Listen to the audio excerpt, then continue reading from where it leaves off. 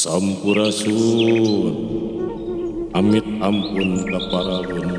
ka Gusti Nu Maha Agung anu ngagaduhan sadaya alam patut besina kakaruhun buyut lembur mangun satu aya mangsana urang datang aya mangsana urang mula raga ibarat wadah eusina nyaeta ruh atawa jiwa prak geura eusi ku elmu jeung pangabdi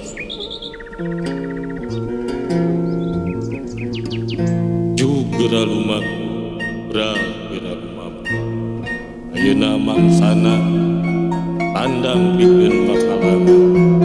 geura cora geleuweung geledegan geura ambak sahabe sagala sabab urang seueuh-siwi siliwangi anu pantrang ragrag tetunggal brajaluk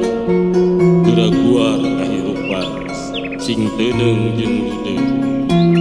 tapi koma kudu dewasa tiap teh lain dewasa umur atau pangawakan tapi sing dewasa tina pamikiran jeung laku-laku mihape jaluk sing hati-hati parat nggoni mawa wibawa pateukeun kana katauhidan sing pancet dina kayakinan ulah carikeun agama jeung nagara mihape jaluk mihape kagegelan sing inget kana pupujeun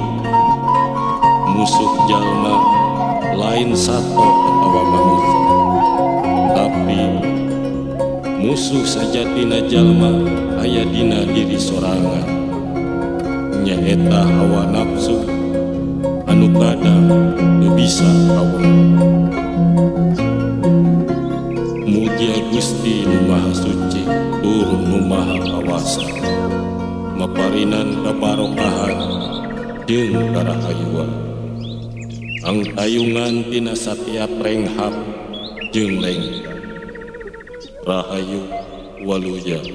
titis tulis bagja awak pun tabek